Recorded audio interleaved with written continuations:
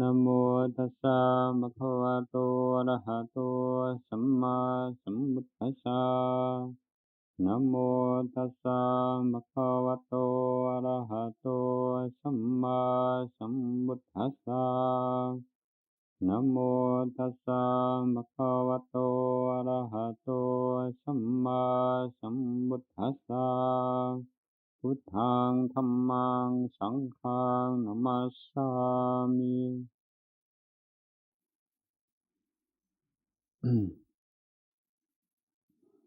This evening I'd like to give a basic, overall picture of the teaching or the training, and indeed these words are virtually interchangeable in Buddha Sasana. The teachings of the Buddha are often summarized as the Dreisikha, or the three Sikha. The word Sikha, which is the root of the Thai word Siksa, or which means education. The word Sikha means training, and so there's training in morality, training in concentration, training in wisdom. That framework, which is produced by telescoping down the Eightfold Path into three main areas of training, study, is elsewhere presented by the Buddha in slightly different ways, and I think one of the most useful groups of Dhammas that the Buddha used to express his teaching or his particular way of training or development is the four kinds of Bhavana. The word Bhavana is that which has traditionally been rendered in English as meditation, and which has thus led to many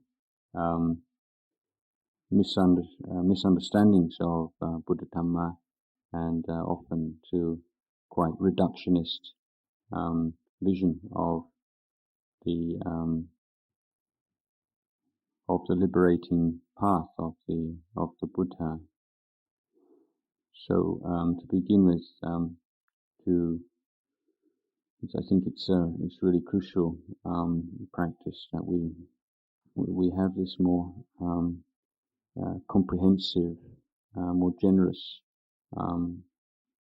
more embracing, widely embracing view of the teachings and the training, and the four kinds of Bhavana called Kaya Bhavana, Sila Bhavana, Citta Bhavana, Panya Bhavana. So there is indeed quite a close correlation to the threefold training. But the first area of training, development, which is probably the best translation, in fact, of Bhavana, development or cultivation. And the first main area of cultivation is in the realm of our relationship to the material world, and that begins with our own physical bodies, and includes also our relationship to our requisites and our relationship to the environment in which we live in. So this is taken to be a basic element in spiritual life, and this relates to certain aspects of our sila, of our monastic discipline as well. We have many rules which, or training rules as we call them, so they are not seen as commandments from the Buddha, but as tools that we use for focusing, sharpening our inner awareness, and also as means of helping to produce the most conducive atmosphere for spiritual training. And that is clearly one. We have a sense of seclusion from everyday hustle and bustle and worries and responsibilities, and an environment in which we feel safe, and one in which we feel free of suspicions and worries, and generally one in which we can just put things down. And here a key virtue that we need to call upon is that of contentment. And sometimes contentment is taken out of context and seen as an end in itself, whereas in fact it's a means towards an end. Being content with the requisites that we're given means that we don't have to spend a lot of physical effort, mental energy on preoccupations, desires and fears regarding those mundane matters. It frees up it frees up time, it frees up physical energy and mental energy for more worthwhile matters. So as bhikkhus and as monastics, we seek to be content with whatever we're given. We're bhikkhus, which means beggars. We're people.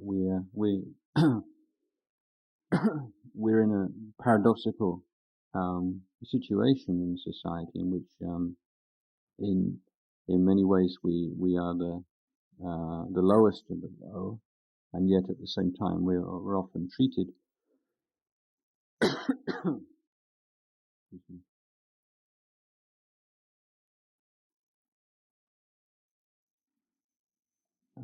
with exaggerated even respect.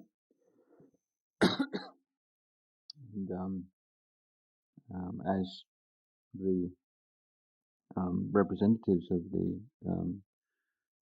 the monastic order, and the order which has transmitted the teachings through the centuries and has protected it, and as the institution in which the vast majority of enlightened beings have lived their lives, then we are given great respect, and even the king of Thailand, if he should come into this sala right now, would be willing to pay his respects, to bow before every single robed person in this hall, including novices or people who've just been newly ordained. This is a way in which certain attitudes and wise attitudes are enshrined in protocol, and so are maintained in a society. But we're beggars. We go out barefooted for alms in the morning, and we take whatever's given, and yet at the same time we are respected and even revered for that. So that means that we feel responsibility and a pressure upon us to constant pressure to live up to that kind of respect, and to be worthy of it.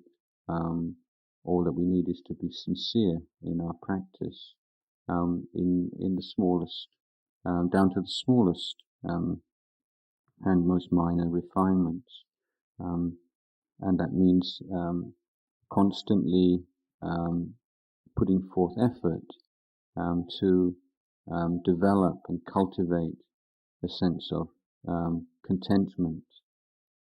We all have likes and dislikes, and we all have preferences, but becoming monastic means that they're no longer the criteria that rule our lives. We can't. It's not that we enter monastic life and we're suddenly completely free of all likes and dislikes. Those are going to remain maybe for a long time. They're going to be preferences, but suddenly they're things that we can watch arise and pass away because we have objective standards or standards laid down by fully enlightened Buddha to guide our actions, rather than the momentary whims or passions of a clouded and defiled mind. So we're gradually being led out of the darkness that way.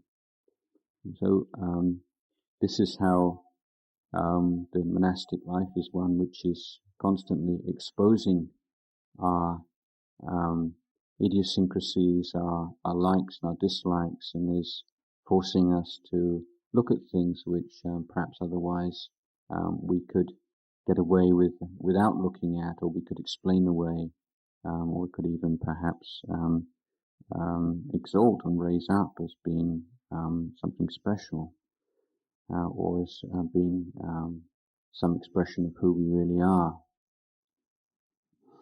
But now we try to be content.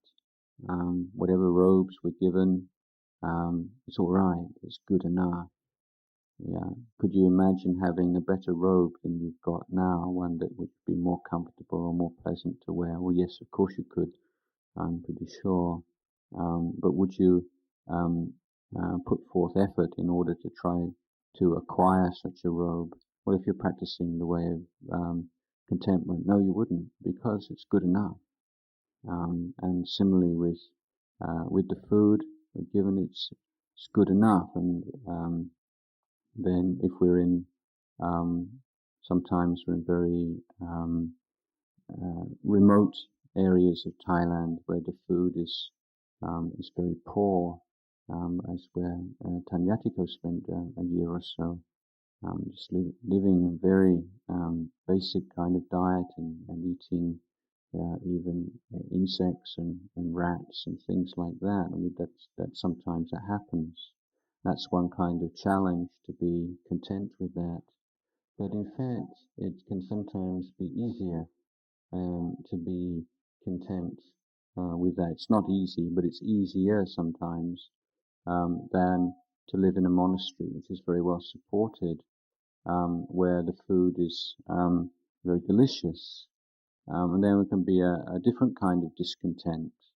You know, if you're living where diet is very simple, there's something heroic about it and something kind of appropriate for a warrior, a monk who's striving for enlightenment. But living in a monastery where there's many people come to offer food, then there can be this discontent. There's too much food. It's too lavish. It's too much this. It's too much that. And it's a similar trap. And there's a sense of discontent in the mind, and it's not the way of wisdom. The contentment is comes first from recognition that whether you live in a really remote, poor area or you live in a wealthy area, the size of your stomach remains the same, and your needs are the same, and you can only eat so much. And you have the same challenges to eat mindfully and to eat with awareness and appreciation of the generosity of the donors. And so, and this is the point where these two different kinds of diet come together. If you're living in a very remote and poor area, where people give you very, say, poor, unappetizing food, but when you receive it, you can be moved to tears by the renunciation and the faith of the people, that you know how little they have, and what you've been given represents to them, just in terms of their resources, and that often usually takes precedence over the taste of the food. It's just the sense this is holy food because it's been offered with such a pure intention. But here, when we see so many different dishes and so many different people, but it's exactly the same. And what does that mean if you take your mind away from the taste, and maybe it's your mind is oscillating between extremes of greed and lust for food, and then sense of guilt and self-reproach, and going backwards and forwards, and then finally sort of resolving into this sense of discontent and shouldn't be like this.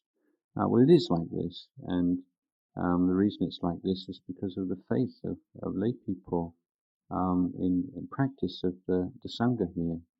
And when we rejoice in that faith and appreciation of that faith, then restraint comes also, in a sense. Well, the way that we can express our appreciation of that food is to eat it mindfully, and not to take too much, and not to allow greedy, lustful thoughts to completely envelop our minds. So it's a challenge. So wherever you are as a monk, it's a challenge, isn't it? It's a challenge to be mindful, to find that middle way between indulgence and rejection, between like and dislike, and to maintain your balance. And I'm afraid I can't remember his name now. The person who founded the martial art of Aikido. Probably some people know his name.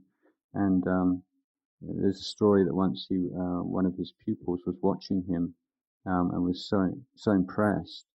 And afterwards he says, "Master, you're so wonderful. You're so poised. You never lose your balance." And the master said to the pupil, apparently, he says, "I lose my balance all the time. My skill and my mastership is not in the fact that I don't lose my balance, but my skill is in regaining my balance. I regain my balance so quickly that you don't notice. But I'm losing my balance all the time. That's natural." And I think that's quite applicable to our life as monastics and life as spiritual warriors, that there are things pulling us out and things that are undermining us, and we're losing our balance. And it's foolish to reproach yourself for losing your balance. But the point is, how quickly can you regain it afterwards? And what are the particular resources and qualities you need to pull up to draw upon? So coming back to this point of contentment again and again, so being content, it's all right, it's good enough. And the kuti we live in is good enough. Maybe it's got dukes in it, and it's got rats come into it, or ants come up and every now and again, and these are not things to be completely indifferent about, and certainly sometimes measures can be taken to improve the quality of our lives. It's not just everything's all right, but it's not this kind of anxious, urgent kind of mind, always looking to get something better, because that's not a mind that leads to peace and developing it, to be content. So this is a key note of the first kind of cultivation. The cultivation of a wise attitude to the material world is one of contentment, and the quality of frugality, and taking joy, finding joy in using the things that are given to us with respect. And you see many great monks who take this practice very seriously. And Ubon was a great example of someone who would use things over and over again and with great care and attention. And it's not just following that way of, and especially in these days, it's very easy for us in the way that we've been brought up, just to use something and the moment it has the smallest kind of flaw or problem, just throw it away and get something else, and expect to have it replaced. And you even get some monks writing, asking for things from the storeroom and sort of specifying, I want this brand and I want this kind. It has to be exactly like this and exactly like that. Like the monastery store is a shop or something. That's not the way of contentment. Whatever, it's good enough. You take what's given, and using things very carefully. And this Ajahn Lumpur Lee recounts a story of going on Bindabat with Lumpur Man in Chiang Mai, and there's some kind of old pair of trousers or shorts or something on the ground that they passed by, and Lumpur Man put his foot on it and sort of dragged it along with his foot along the road until they were in a sort of a quiet place, and just picked it up and kept it, so he could take this piece of rag back and make use of it as a patch or something for use in the monastery. And sort of being willing to make use of things that other people throw away, and using the old and the discarded. This is a virtue of a bhikkhu, which is a very beautiful one. Not always wanting best, and this is the way of the world, isn't it? That we have to go against.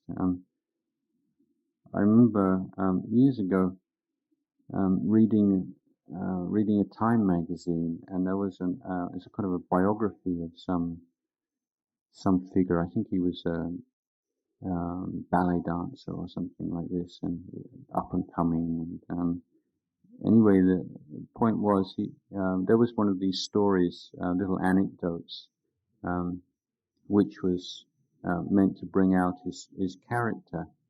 And he said, I was driving along one day, and I came over the crest of a hill, and I saw this beautiful house, and I thought, I've got to have that house, even though it wasn't up for sale. And within a month, I purchased it, and I was looking for the punchline. So what? What's the story? What's this about? And that was it. I went on to something else. I sort of reread it. I said, what exactly is this trying to tell me? Why is this story just end in the middle of nowhere? And then I realized this was meant to bring out the quality of someone who sees what he wants, and goes for it, and gets it. He goes over the crest of a hill, sees this beautiful house. I don't care whether the owner wants to sell it or not. I've got to have it, and he got it. And this is something that's kind of praised in the world, isn't it? Sort of getting what you want, getting the best. Don't settle for second best. But as bhikkhus, we don't do that either. We don't settle for second best. We settle for the worst or the third best. I'm quite happy to do that.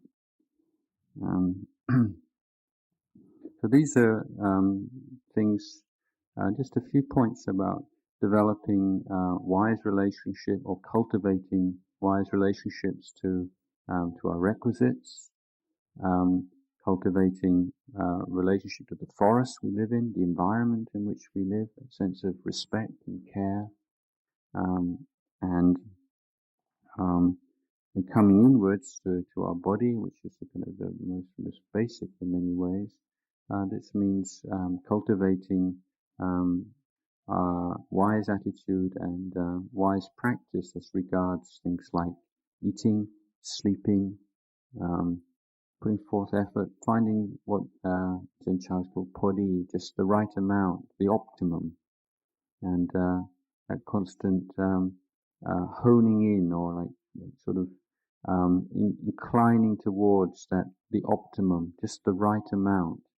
And it's like when you're sewing, or you're working with wood, or any kind of practical skill, you get that point where you know you've got it. You're in the groove. You're in the rhythm, and that's kind of sense of podi, or just rightness, that Ajahn Chah was pointing us towards again and again, trying to find how much should I sleep, how much should I eat, how many hours a day should I meditate. These are kinds of things that don't have fixed answers, although sometimes if you really feel you're losing it and you're getting very lax, you may have to give yourself fixed periods if you find very indisciplined, for instance. Then you may say, well, I'm going to sit or I'm going to walk for not less than 5 hours a day, or I'm going to sit for not less than 4 or 5 hours a day, or 6 hours, or whatever, or I'm not going to sleep for more than half an hour during the day, or whatever. This is something that can be done on certain occasions, or for certain periods of time, just to get you back into the middle way. But in the end, it's a sense of developing an appreciation for an intuitive sense of the right amount, that right amount where you're just pushing the envelope, as they say. You're at that level of exertion where you're bringing out the best in yourself. Just that sense where you're doing just enough that you feel, yeah, you're doing a bit more than you thought you could do. But not so much that it's unsustainable. You want that kind of steadiness and constancy in practice. So this is the whole realm of Gaya Bhavana, Sila Bhavana. This is something we talk about a lot, and this refers to our relationships to people around us, most particularly, of course, relationship to other members of the monastic community, but also to the lay community, both that which is resident in the monastery and that which is outside the monastery. And again, there are many Vinaya rules which give us guides for this. But to really see this as one aspect of the practice, this is one area of bhavana, or of cultivation of right action, right livelihood, right speech, three factors in the Eightfold Path. So, there can be different attitudes to this, and we see it's kind of divergence of opinion on questions like this in the Sangha today. But I think what we can say is that, say, developing skillful speech is not the whole of the Eightfold Path. But it is part of the Eightfold Path, in developing wise relationships with the people around us. This is part of the training. This is part of the Eightfold Path. We could all live in silence for months on end. Well, maybe we couldn't, but we could make that an ideal. But the Buddha didn't even make that an ideal, and in fact criticized monks who spent the pansa together under a vow of silence. It's appropriate and useful to keep silent at certain periods. We may take a vow of silence for a week, 2 weeks, or a month even, or as we've kind of instituted it here, to have perhaps a day a week, or even 2 days a week. But in the end, the value of that is more to get a perspective on speech and how we use the faculty of speech, rather than that silence is the ideal, but we can't really carry it through the whole week. So at least we'll have a day of it. It is a value in itself, but I think most lastingly in giving just insights into our intention to speech, what lies behind how we speak, and our relationship to others. So again, sila and is the tool, the training, practical means by which we create harmony in the group. I was counting up the number of monks and novices who've received training in this monastery in the last 4 or 5 years since I've been the official abbot. And it was in fact more than I expected. There's some 77 monks and novices have been here for, like, let's say, anyone who's been here for a period, and that number of countries, and that from all those different backgrounds and age groups could live together in this very smooth, almost a uniquely harmonious way without the foundation of Vinaya, and it's through Vinaya, through Korvat, that these qualities of mutual respect, mutual affection, consideration really take root, and until you get the point where the internal quality of virtue and the virtuous conduct reinforce each other. So the virtues of loving kindness and compassion and sympathy, empathy, respect, and so on give motivation and give one willingness and interest in keeping all the Vinaya rules, and the Vinaya rules promote those qualities, and so there's a intensification in that way. So we're taking our actions, our behavior towards others, and our speech as things to be trained, as consciously things to cultivate. So we're living in monastic community, and one of the things we're learning to do is learning how to relate to each other, learning how to speak to each other, cutting through all the old habits, whether it's habits of being dishonest, lying, of speaking harshly, of swearing, of being sarcastic, of putting people down, speaking behind people's backs, gossiping, speaking about trivial, worldly things that stir up the mind. All these things that are, in many cases, apart from out and out lying and deception, are considered to be part and parcel of ordinary social intercourse. But here we're taking these as things to be purified, and it's an environment in which we can make real progress in letting go of old speech habits and developing a speech which is, as I say in the suttas, is a treasure. It's a wonderful goal, isn't it? To set before yourself, may my speech be a treasure. May my words be words that other people actually treasure and remember and take to heart, and actually help them to be happy or to be free. If you're in a teaching position, as I am, then I have many heartwarming occasions when I find that maybe somebody comes up to me and says, something I said in a public talk 5 years or 10 years ago really affected them so much that they changed their behavior or changed their life in some way, or gave up drinking or smoking or something. And one beautiful example of this was I gave a talk in some government some ministry or other. I can't remember what it was, where it was now. And one of the national newspapers was there, and they have a Buddhist Dhamma column. And the person listens to the talk, and then the reporter summarizes it into sort of about half a page of a newspaper or whatever. And this is what happened on this occasion.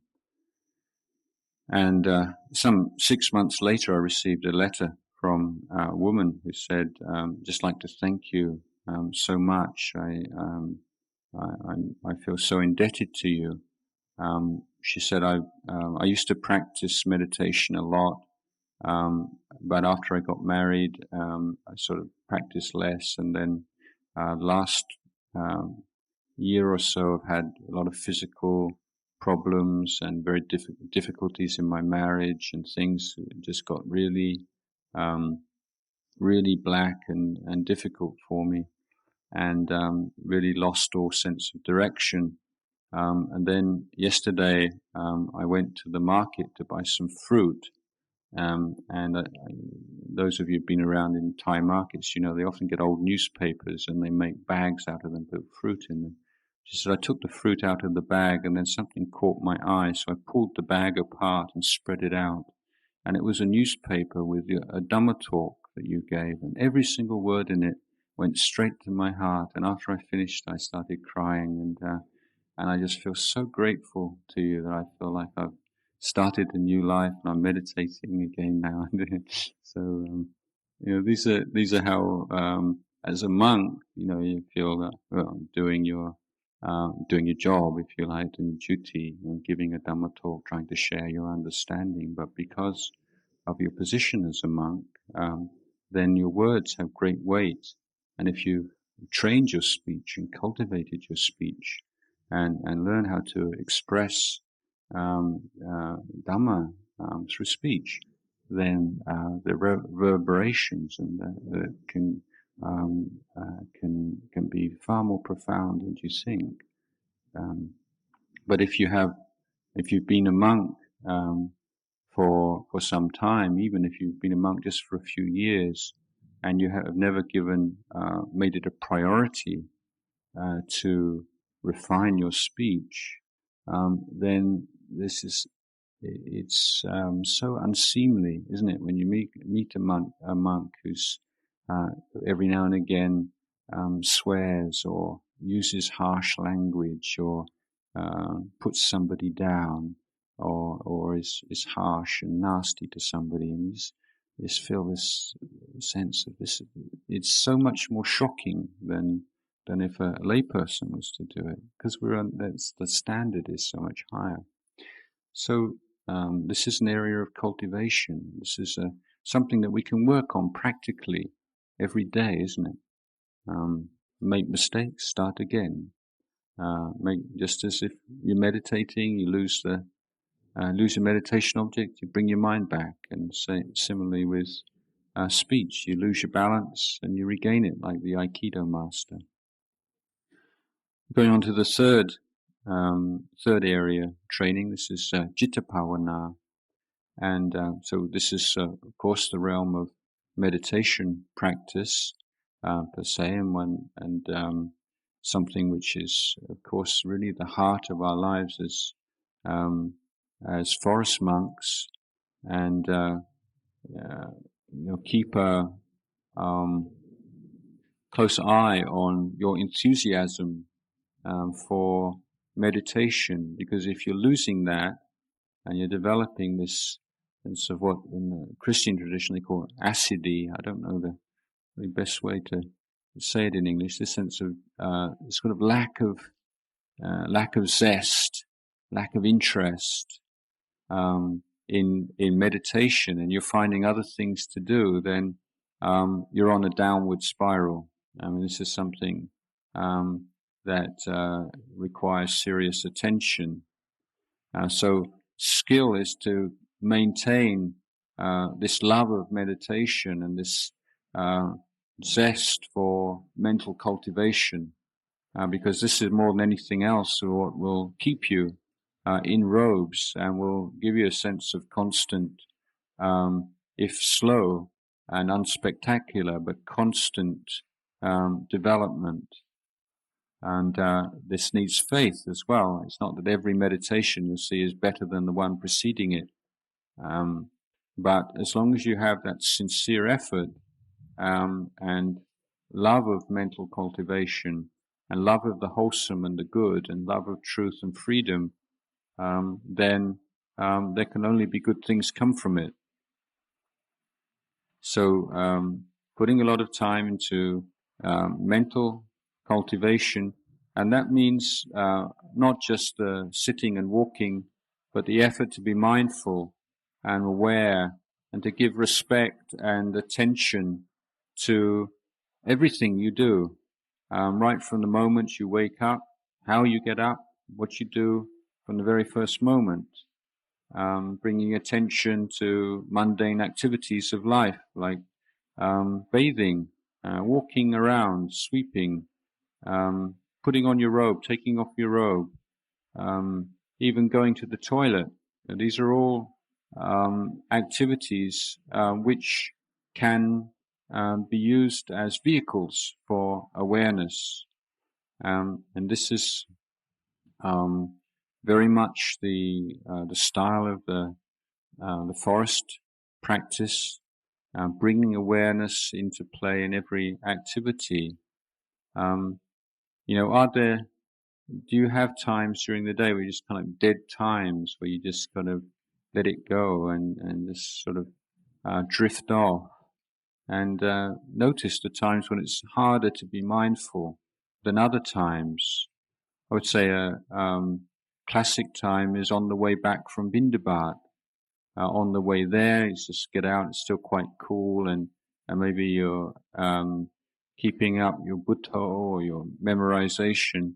But after you've been through the village and on the way back, starting to get hot, starting to sweat, heavy bowl, this is a time when the mind can just kind of shoot off into some fantasy and some imagination or some distraction, just so that you don't have to be present with the discomfort of the heat and the sweat and the weight. And suddenly you're back at the monastery and you've managed to kill the time, but you've lost the challenge. You've lost the warrior spirit. So noticing the times when it's more difficult than others and developing strategies and wise practical ways of maintaining that stream, that constancy of awareness and attention, and keeping that up as best you can right throughout the whole day. So this is mindfulness as a foundation, and then development of cultivation of the citta, and it's called abandoning the unwholesome and those states which sully and agitate, disturb the mind. So sensual, worldly proliferations and dwelling on worldly matters and memories of the past and fantasies of the future, allowing the mind just to drop into a rut of aversion, negativity, and that's like a cloud that just can spread, can't it? It's, you just start off with this kind of poisonous seed of dosa, and then it spreads to, you're dissatisfied and you're upset and averse to the person who sits on either side of you, to the weather, to your kuti, to the schedule, to the ajahn, to, everything becomes something which is not quite right, and it's not how you like it to be, and this is a hindrance, or else the mind can dwell into sort of just a dull, lazy kind of state, and just sort of taking the easy way whatever is the kind of the path of least resistance. This is the way in which sloth and torpor grows. That's the climate, the soil in which it grows. It's kind of lazy, couldn't care less, path of least resistance kind of mental state. And then allowing the mind just to jump all over the place like the wild monkey, or just believing your doubts and just going backwards and forwards and trying to work something out for sure when your wisdom is telling you actually you can never be sure about anything. Sometimes you just have to jump. So developing abandoning those wholesome qualities, developing unwholesome qualities, developing the wholesome qualities of mindfulness, analysis of the qualities and things you see in your mind, discriminating between the wholesome and the unwholesome, developing a sense of effort and joy in practice, calm, peace of mind, equanimity, the bojjhangas. This is citta bhavana, abandonment of hindrances, development of bojjhangas.